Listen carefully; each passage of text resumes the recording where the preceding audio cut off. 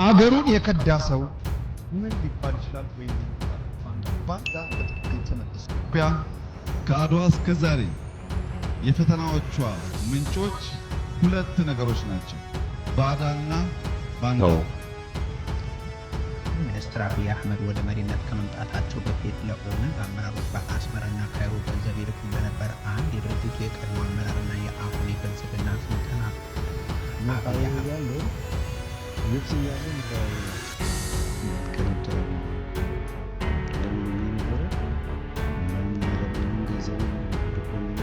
ለዛ ነው እኮ ያልኳችሁ ማለት ወንጀል የሆነውን ነገር ባንዳና ባዳ መሆን ወንጀል ወይም እንደ አንድ ትልቅ ስህተት የሚሆነውን ነገር እንደ ጽድቅ ነው እየተነገረን ያለው።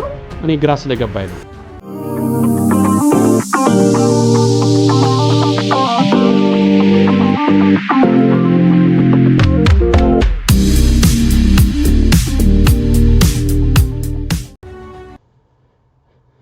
ሰላም ጤና ይስጥልን ትዝታ ሚዲያ ቤተሰቦች እንደምን ሰነበታችሁ እንደምን ቆያችሁ? እግዚአብሔር ይመስገን እኔ በጣም ደህና ነኝ። ያው እንደተለመደው ዛሬ ደግሞ በአንዳንድ ጉዳዮች ላይ ተመልሼ መጥቻለሁ። ትንሽ የሚያስገርሙም ነገሮች ስላሉት እና አጋጣሚ ሆኖ በተለያዩ ጉዳዮች ላይ ዜናዎች ላይ ሳየው ነው አስገርሙኝ ይህንን ቪዲዮ ልሰራ የመጣሁትና ወደ ቪዲዮ ከመግባቴ በፊት ያው እንደተለመደው ላይክ አርካችሁ ጀምሩ። ቤተሰብ ያልሆናችሁ ደግሞ ሰብስክራይብ እንድታደርጉ ጋብዛችኋለሁ። እስቲ ወደ መጀመሪያው ጉዳያችን እንገባለን። ግን ቪዲዮውን ከማሳየቴ በፊት ወይም ሪአክት ላደርግ ከማድረጌ በፊት አንድ ነገር ጥያቄ ልጠይቃችሁና ጥያቄውን እናንተው እንድትመልሱት ፈልጋለሁ ወይም ኮሜንት ላይ እንድትጽፉልኝ ፈልጋለሁ። እኔ የፈለኩት እሱ ነው። እኔ ሪአክት ከማድረጌ በፊት ብዬ ነው እና ትንሽ ስላስገረመኝ ነው። ምንድነው እሱ? ሁላችንም ሰምተናል። በተለይ ላለፉት በኢትዮጵያ ውስጥ ባለው የፖለቲካ ቀውስ ውስጥ ይሄ ባንዳ የሚባል ወርድ እንዳለ እናውቃለን፣ ወይም ባንዳ የሚል ስም እንዳለ እናውቃለን። ብዙ ጊዜ በፖለቲከኞችም ይባላል እና ባዳና ባንዳ የሚባል ነገሮችን በተደጋጋሚ ሰምተናል ላለፉት 7-8 ዓመት ከዛም የበለጠ ሊሆን ይችላል። እና አይ ቲንክ ምንድነው ብዬ ለመጠየቅ ማለት ባንዳ ማለት ምን ማለት ነው ብዬ እኔ የማውቀው የተረዳውበት መንገድ አለ። ሁላችሁም ደግሞ የምታውቁት የራሳችሁን ትርጉም ሊኖረው ይችላል። ግን አብዛኛችን ኮመን የሚያደርገን ግን ባንዳ የሚለው ራሱን የቻለ ትርጉም እንዳለ እንረዳለን። ይሄ ባንዳ የሚለው ቃል አሁን ግን እኔ በተለይ አሁን በኢትዮጵያ ውስጥ ባለው በዚህ የፖለቲካ ቀውስ ውስጥ ግን ባንዳ የሚለው ትርጉም ተደበላልቆብኛል። ወይ እኔ ጠፋኝ ወይስ ደግሞ ተናጋሪው ነው የጠፋበት የባንዳን ትርጉም። ወይ ባንዳ ማን ነው፣ ባንዳ ማለት ምን ማለት ነው የሚለው የማቀው ወርድ እስኪጠፋኝ ድረስ ነውና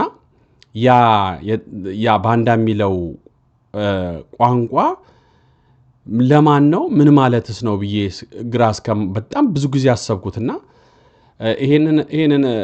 ይሄንን ጉዳይ እንዳነሳ ያደረገኝ ዛሬ ዜና አየውና በጣም አስገረመኝ እና ከዛ አንጻር ነው ይሄንን ቪዲዮ ሪአክት ለማድረግ የመጣሁትና እናንተን አንድ ጥያቄ ልጠይቅና ወደ ቪዲዮ ገባለሁና ምንድነው እሱም ባንዳ ማለት ምን ማለት ነው ወይም ባንዳ የሚባለው ማን ነው ምንድነውስ የሚለውን እስቲ ኮሜንት እንድታረጉልኝ እፈልጋለሁና ከዛ ወይ እንግዲህ እኔ ነኝ ወይ እኔ ይሆን ባቢሎን ቋንቋው የተደባላለቀብኝ ወይ ደግሞ በዚህ በኢትዮጵያ ውስጥ ያሉ የፖለቲካ ሰዎች ናቸው ወይ የተደበላለቀባቸው የሚል ጥያቄ ስላስነሳብኝ ነውና እስቲ ቪዲዮን ላሳያችሁና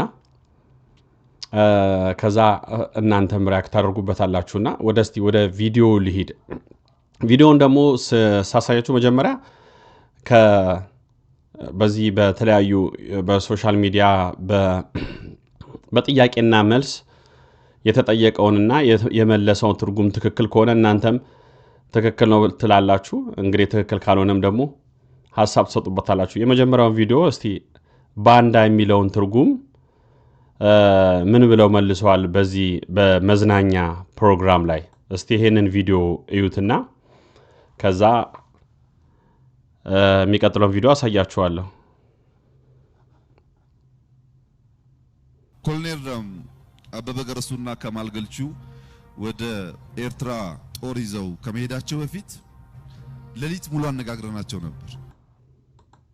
አገሩን የከዳ ሰው ምን ሊባል ይችላል? ወይም ምን ይባላል?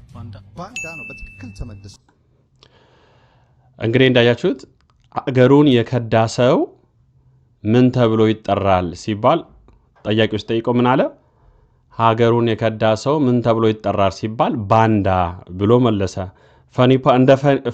ያው የመዝናኛ ጥያቄና መልስ ነው። እንግዲህ እኔም የማውቀው በተወሰነ ደረጃ ይሄንን ነው።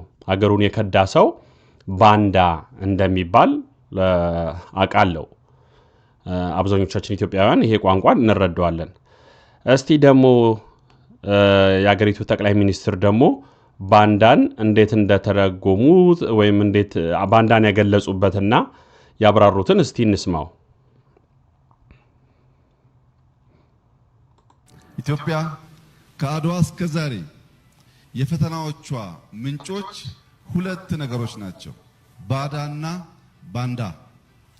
ባዳዎች መጀመሪያ ፈልፍለው የሚያገኙት ባንዳዎችን ነው። ባዳዎች እንዲሁ መጥቶ አልወረሩንም፣ ባንዳዎች አግዘዋቸው እንጂ። ባዳዎች ጦር ሳይሰብቁ ሰላይ ልከው ባንዳ መልምለው አገር የሚያሳይ መንገድ የሚያመላክት የውስጥ ጠላት አግዟቸው ነው። ባዳና ባንዳ ትናንት ባድዋ ዛሬም በብልጽግና ጉዟችን የኢትዮጵያ ፈተናዎች ናቸው። በእርግጠኝነት የምነግራችሁ ኢትዮጵያ ትበለጽጋለች። አሁን ከውስጥ ከውጭ የተነሱባት ኃይሎች እንዴት ተሳካላችሁ ብለው እንደ አድዋ እነሱ ራሳቸው ይዘግቡታል። ይቅርታ እንግዲህ የሀገሪቱ ጠቅላይ ሚኒስትር እያሉ ያሉት ባንዳና ባዳ የሚለው እንግዲህ እንደተረዳሁት ባዳ የሚባለው ለምሳሌ እኛ ኢትዮጵያውያን ሆነን ባዳ የሚባለው ከኢትዮጵያውያን ውጭ የሆነ ኢትዮጵያዊ ያልሆነ ሰው ባዳ ይባላል። ባንዳ ደግሞ የሚባለው ያ ባዳ የሆነ አካል አሁን ለምሳሌ በኢትዮጵያ ከረንትሊ ባለው ፖለቲካ ለመረዳት ብንፈልግ ባዳ የሚባለው ከኢትዮጵያዊ ውጭ የሆነ ወይ ሱዳን ወይ ግብፅ ወይ ሶማሌ ወይ ኬንያ ሊሆን ይችላል። ስለዚህ ያ ባዳ የሆነ ሰው ኢትዮጵያን ለማተራመስ ቢፈልግ ቀጥታ መጥቶ ባንዳ የሆነውን ሰው ይፈልጋል። ባንዳ የሚባለው ምንድነው? ኢትዮጵያዊ ሆኖ ነገር ግን ኢትዮጵያን የሚያጠቃ ለዛ ለባዳ ለሆነ ሰው የሚታዘዝ እንደማለት ነው። እንግዲህ ጠቅላይ ሚኒስትሩ እየገለጹ ያሉት እዚህ ላይም ትክክል ነው ብዬ እረዳለሁ። አሁን በጣም የገረመኝ ይህን ቪዲዮ እንድሰራ ያደረገኝ ግን እኔ ከፖለቲካ የትኛውንም የፖለቲካ ወይ ጠቅላይ ሚኒስትሩም ተቃውሜም አይደለም። እንደ አንድ ኢትዮጵያዊ ግን ስለ ሀገሬ ጉዳይ ስለሚመለከተኝ እነሱ ነው የሚያመጡት ሐሳቡን አምጥተው ግን እነሱ የተናገሩትን ነው እንጂ እኔ ምንም ልጨምር ፈልጌ አይደለም። ፖለቲካም እንዲሆንብኝ አይደለም። ዋቴቨር ግን እናንተ የምትሰሙ ሰዎች ግን ዋቴቨር እንደ ፖለቲካም ውሰዱት። ግን እኔ ውስጥ ያለው ግን ምንድነው ሜን ፖይንቴ? አንደኛ ጠቅላይ ሚኒስትር ናቸው እሳቸው እና ኢትዮጵያ ውስጥ ባንዳ የሚለው ነገር የተጠቀሙበት ነገር እኔ የማቀው በሌላ መንገድ ይታወቃል። ወይም ተገልብጦ ነው ወይ መረዳት የምንረዳው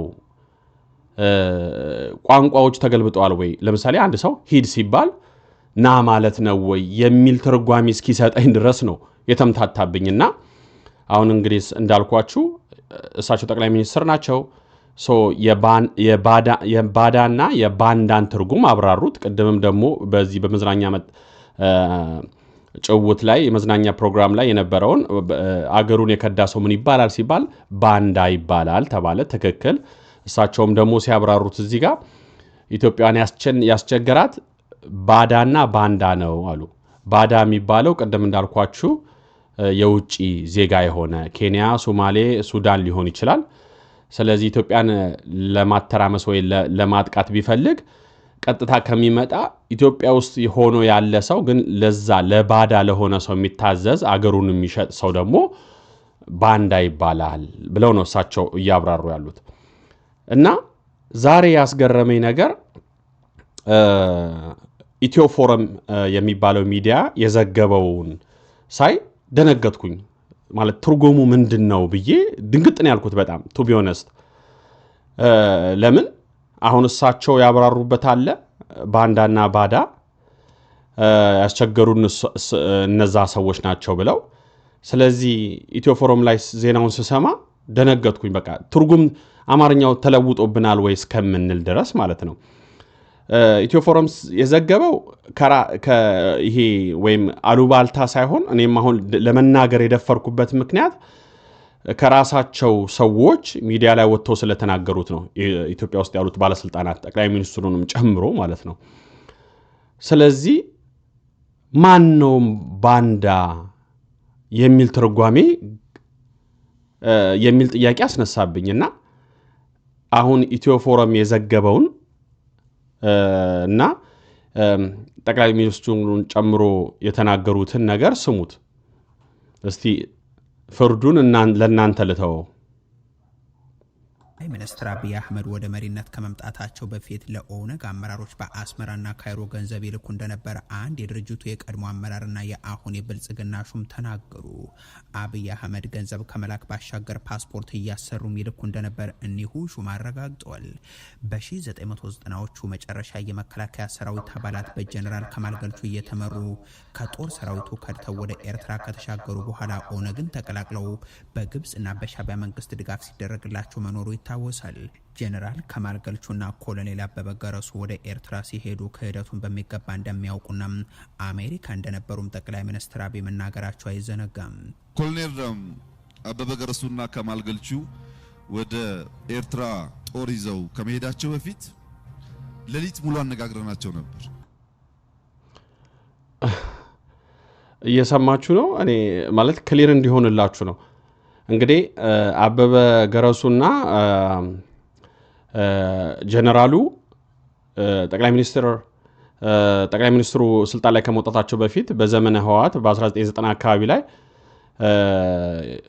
እንግዲህ ጀነራሉን ጨምሮ አበበ ገረሱ የሚባሉትን ኮሎኔልን ጨምሮ ወደ ኤርትራ እንደሄዱ ሁላችንም እናውቃለን። ያኔ ከኢትዮጵያን ከድተው ወደዛ እንደሄዱ እና ወደ ኦነግ ውስጥ እንደተደባለቁ ሰምተናል። የሚታወቅ ነገር ነው። ስለዚህ ጠቅላይ ሚኒስትሩ አሁን እያሉ ያሉት እነሱ ሲሄዱ ወደ ኤርትራ ሲሄዱ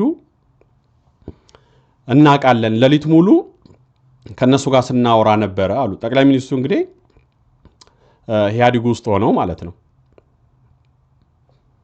እና ደነገጥኩኝ እኔ አሁን ይህንን ዜና ሳየው። ያው አሮን ነው ማለት ምንድነው ታዲያ ባንዳው ማን ነው? ምንድነው ባንዳ ማለት ትርጉሙ ብዬ ሾክ ነው ያደረገኝ። እንግዲህ እናንተም ሐሳባችሁ እንድትሰጡ ስለፈለኩ ነው። እና እስቲ አሮን ነው ማለት ይሄንን ባንዳ የሚለውን ትርጉም ወዴት ላደርገው? እንግዲህ ጠቅላይ ሚኒስትር ከመሆናቸው በፊት ባለስልጣን እንደሆኑ ነው። ስለዚህ ከሀገር ከርቶ ለሄደ ሰው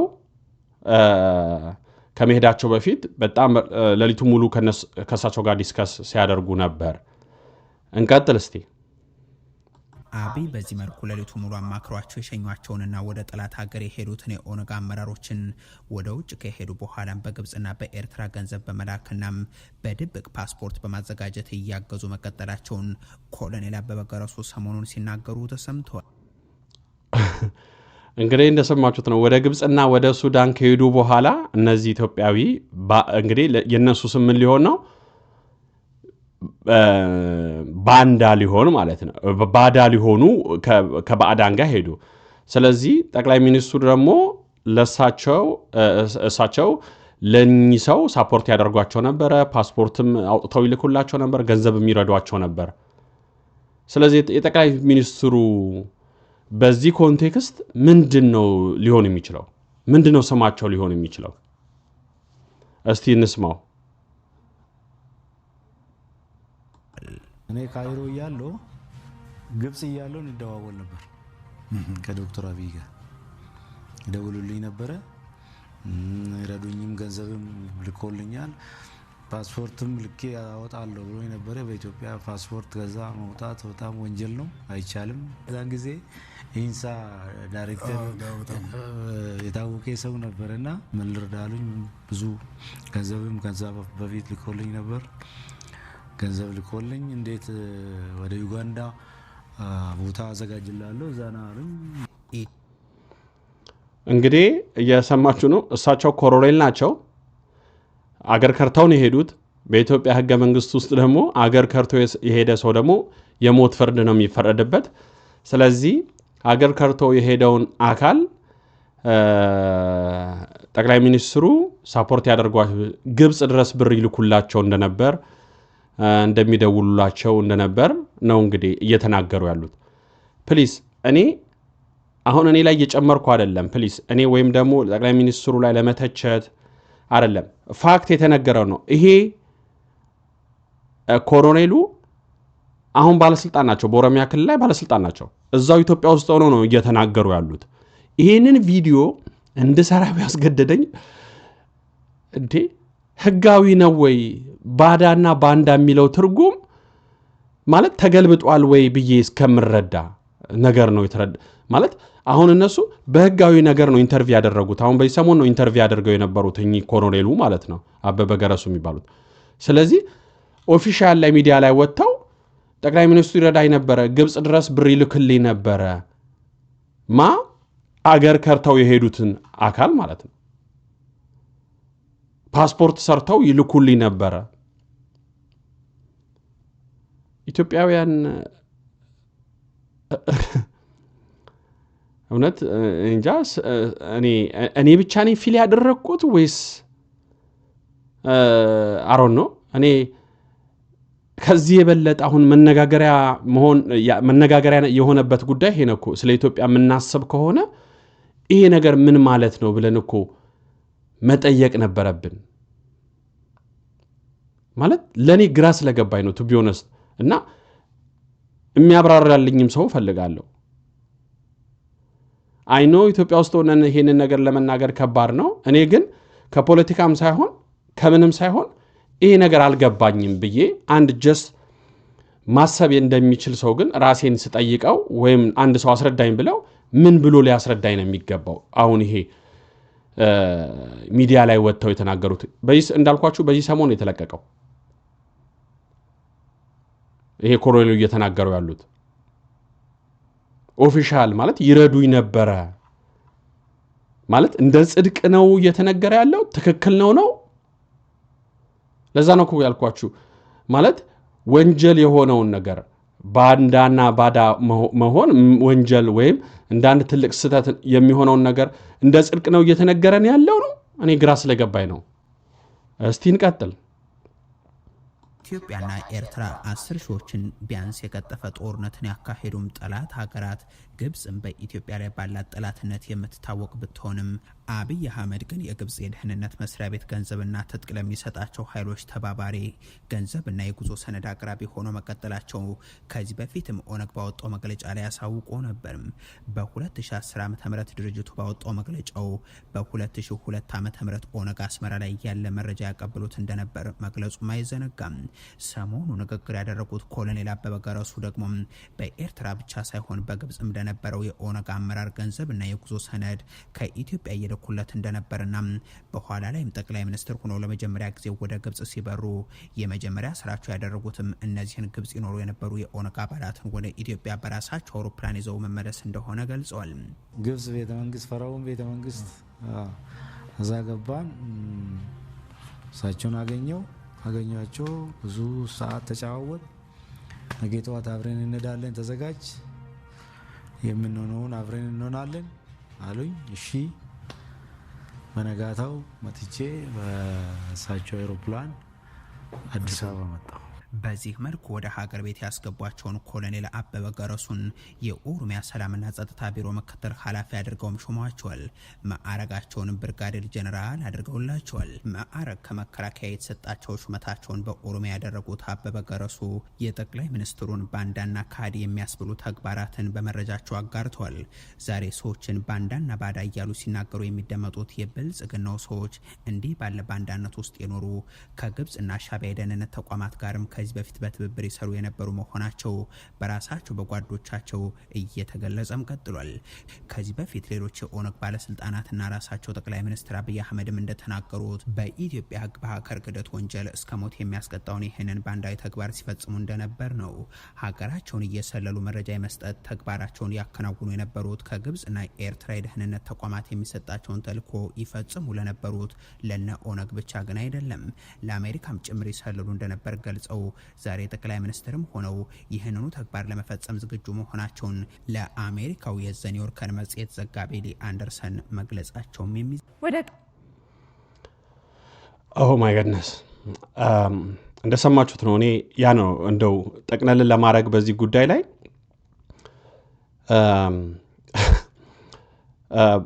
ባጭሩ እኔ ባንዳና ባዳ የሚለው ትርጉም ወይን ያላወኩትም እናንተም ደግሞ ዛሬ የሰማችሁ ሰዎች ደግሞ እስቲ ሐሳባችሁ እንድትሰጡኝ ስለፈለኩ ነውና በኔ መረዳት ግን በጣም ያፈርኩበት በኔ መረዳት ባዳና ባንዳ የሚለውን ቁልጭ አድርጎ የሚገልጸውን አካል እንደ ጽድቅ ሆኖ እኚህ ጀነራል በሚዲያ ላይ ወጥተው ሲናገሩ ሳይ በተለይ ደግሞ ያፈርኩት መቼም ቢሆን በታሪክ አጋጣሚ ሁላችንም እንደምናውቀው ለኢትዮጵያ ማደግ ጠላት የምትሆነው ግብጽ ናት። የማይካድ ነገር ግብጽ ሀገር ድረስ ብር ተልኮ እነዚህ ሰዎች ሳፖርት ምክንያቱም ግብጽ የተቀመጡት እነዚህ የኦነግ አባላት ከግብጽ የሚያገኙት ጥቅም ስላለ ነው። ስለዚህ ለኢትዮጵያ መልካም ነገር እንደማታስብ ሁላችንም እናውቃለን። ግብጽ አሁንም ስልጣን ላይ ያለው መንግስት ቢሆን አሁን የትኛውም ኢትዮጵያዊ ግብጽ ለኢትዮጵያ ለታመለካከት ምንድነው ቢባል በበጎ አናየውም፣ ፋክትም ስለሆነ እነሱ ግብጾች ራሱ ይናገራሉ።